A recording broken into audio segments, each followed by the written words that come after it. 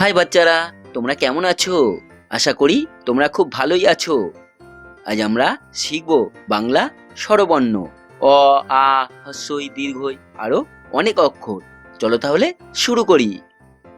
অ, অ আ, আ হ্রস্বই, হর্ষই দীর্ঘই, দীর্ঘই হস্যু, হর্ষু দীর্ঘু, দীর্ঘু রি, রি লি, লি এ, এ ওই, ওই ও, ও ঔ।